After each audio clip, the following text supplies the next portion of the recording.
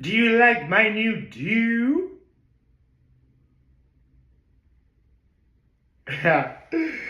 Good morning, happy Friday, everybody. Yes, I finally got my hair cut, and man, does it feel great. I'll tell you what, though.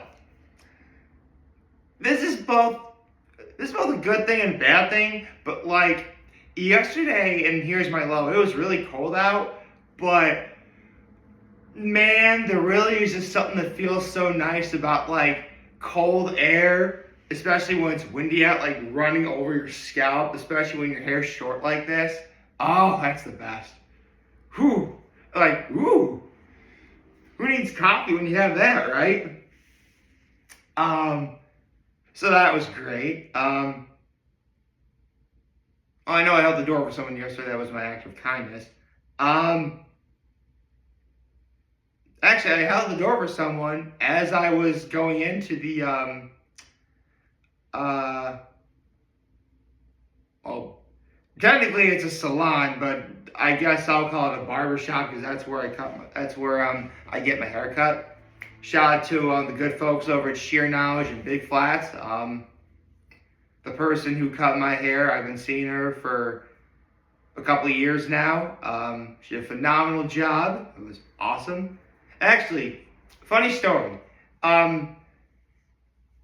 Actually, yeah. I was to say that my high was, the cold air running over my scalp. Anyway, funny story. Back years ago, like my brother and I were like in our probably early teens when we started going to Sheer Knowledge. That's how long Sheer Knowledge has been around. That's a SHEAR, like cutting shears. Anyway, my brother has been seeing the same person the entire time, while I have been seeing, like, obviously the people I see, they don't stay around very often. Like, the first person I saw had to retire early because of a cancer scare. Another person I saw, like, started her own business. So, I'm about to have my haircut in 2019, I think. And, I call Sheer Knowledge, and it's the person who does my brother's hair picks up the phone, and I'm trying to get an appointment with somebody new, and what was funny is my brother's barber, I guess, again, this is a women-owned store, which, right on.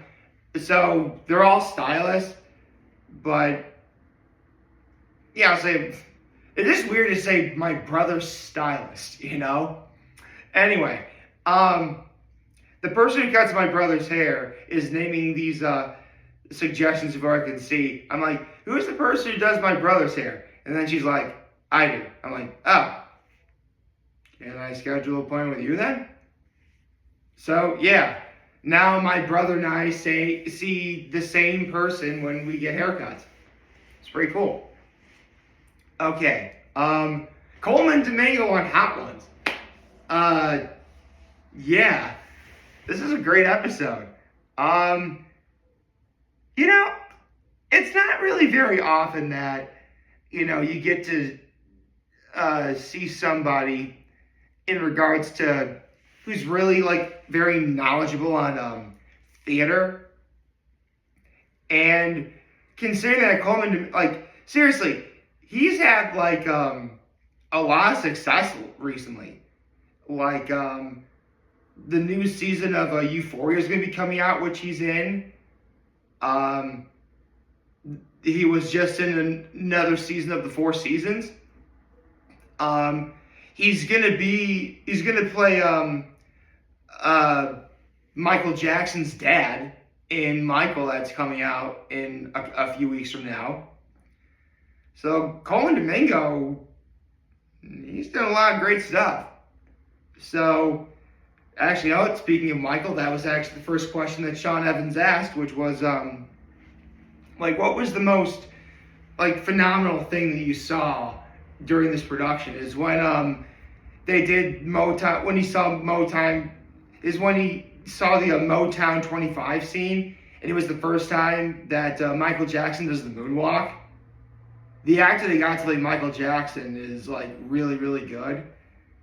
I'll tell you what, though, I might actually go see. I really had no idea this movie even was coming out, but I legitimately like. I might legit have to make plans to see this movie. I'm serious. I really might have to make plans to see this movie. So maybe maybe I will. They talked about in terms of being in the theater, like what's more exciting, the pre-show buzz or the curtain call? And Coleman Domingo thinks the former is more exciting because you get all that because like the excitement is building up in preparation for the show, but in the meantime you're also having fun, getting to know your cast and crewmates. It's actually really cool. He talked about how being in the production of Passing Strange was the most impactful production of his career. I mean, Passing Strange would eventually become a movie directed by Spike Lee. So, or Spike Jonze. Shoot, was it Spike Jonze or Spike Lee? I forgot which one. I got the year now, looking up right now.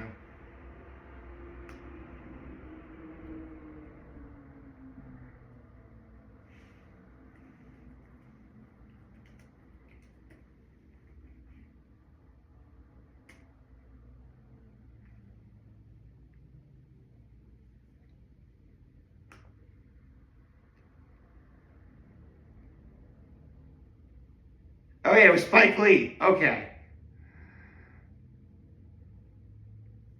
It was Spike Lee who made it. All right, cool. Actually, Spike Lee and Spike Jonze are both good directors, so guess it really wouldn't matter. Oh, actually, yes, it does matter who because they both have different styles, but they're both good directors. So, yeah.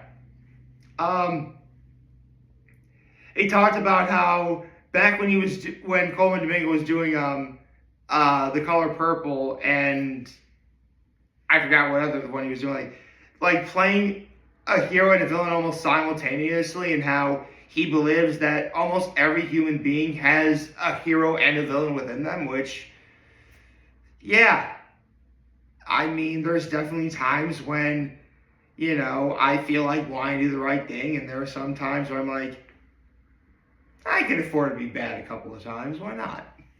It's true. He also talked about playing the dystopian game show host in Running Man, where he saw the right before production started, he saw that Jerry Springer documentary come out. I was like, ooh, I could do that. Like somebody who stirs the crowd up, but also is like, you know what? I'm gonna go home and get a nice 8 hours of sleep at home. Like somebody who stirs up the pot, but also sleeps well at night. I love that analogy. It's delightfully dark humor.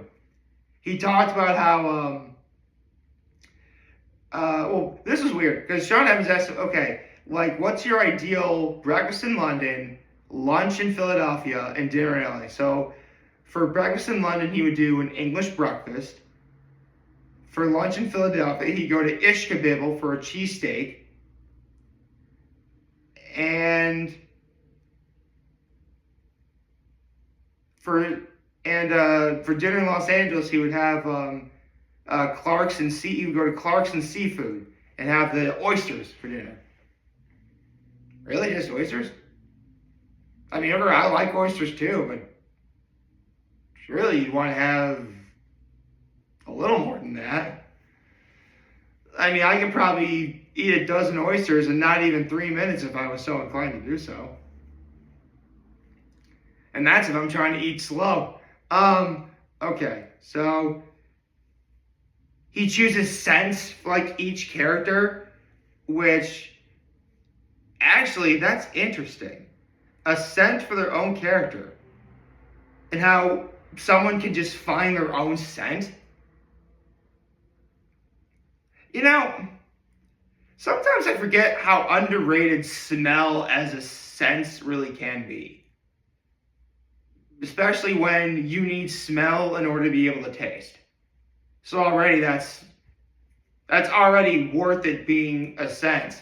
But also, like, it's one of those things that you never really think about when it comes to how you perceive somebody. Because when you first look at somebody, you see, like, just from their appearance, you could probably figure out their age, you could probably figure out their gender, you could probably figure out what their race or nationality is just at first glance. But smell is one of those things where you really gotta, you know, look. Well, you gotta look for it more, I guess, or look out for an opportunity to see that more, I suppose. Um,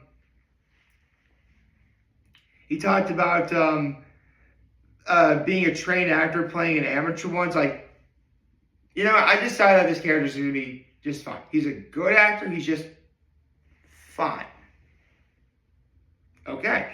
Talked about the rules of engagement when it comes to on-set diplomacy. I mean, it's really not anything that we haven't seen before. Just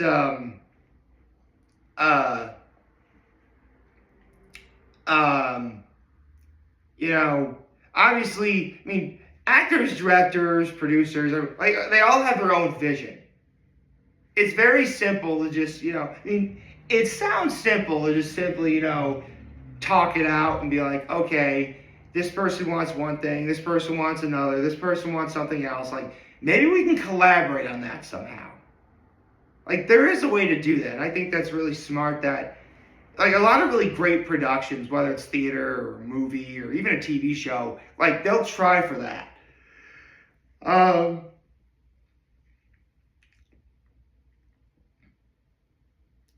When taking proper headshots, like, dress like the job you want, rather than, like, if I wanted to be an actor right now, well, I would do a little bit, if I don't know, but the tie is, like, just around my neck and not, like, actually what it is. Like, if I was doing a headshot right now, I could probably go with this outfit. I mean, again, I fix, like, where my tie is right now, but other than that, like, this is what people would probably try and see. He also talked about mistakes when picking an audition monologue, which, man, I'll be honest, that is actually somewhere where I mean, listen, you guys know, I would like to be a voiceover actor, and if I became an actor too, that'd be great. When it comes to picking any kind of, like, audition, like, that's easily where I struggle the most. Because, for starters, there have been a lot of truly great monologues through the history in the history of theater, in the history of movie, like, in literally entertainment. There are enough monologues out there to last a lifetime. So it really would be hard for me to pick just one. And also, like, here's the thing, I could do it like I have a problem with making something my own. That's literally one of my greatest weaknesses I need to work on. He talked about the slinging drinks at the 55 bar being his best side hustle back when he was starting out. He talked about the most interesting guest role he ever did was on Nash Bridges, where he was like a guy who was wearing like a really thick sweater doing like weightlifting or something like that. Okay. And for The Last Dab, Coleman Domingo did a monologue that best fits how he was feeling after completing The Wings of Death. Which, I gotta say, in the very beginning of this episode, Coleman Domingo said that, he loves condiments. He would marry condiments if he wasn't already married. Those are his words. And to say that he absolutely crushed this is an understatement. Like, I swear, on a different day, he's laughing at the bomb. Like, he nailed the bomb. Like, it got me. He's like, yeah, let's do this. I'm excited. Like, that's the energy you need when taking the bomb. I mean, I wouldn't say it's up there with the likes of, as far as I'm concerned, Conan O'Brien, Cody Rhodes, and Kristen Bell, when she was just on the holiday special, are like the three greatest, most shining examples of how to just simply take on the bomb. I mean, if you also want to include Jenna Ortega in that conversation, I wouldn't argue with that, nor would I argue with Halle Berry. But the way Coleman Domingo attacked the bomb, that was pretty awesome. That absolutely was. Like, if you're an acting guy or an acting person, this episode should be your wheelhouse. It absolutely should be. It was great. I loved it. I had a great time. And, maybe somewhere along the line, if, making all these videos makes me into some kind of an actor, you know what? I'd like to work with Coleman Domingo someday. That'd be pretty cool. That'd be sweet. We can discuss acting while, having fries, completely doused in ketchup. That'd be pretty sweet. Okay, but joking aside, this really was a great episode, and I loved it. Hope you like this video. If you like, subscribe to the YouTube channel, follow on social media. As always, I'm your helping this video for all of you guys watching the show today. Hopefully you have a wonderful, wonderful Friday. Remember, guys, want to talk to us, we're here to lend you. Always, you have to take care and make good choices. 607 all day, baby.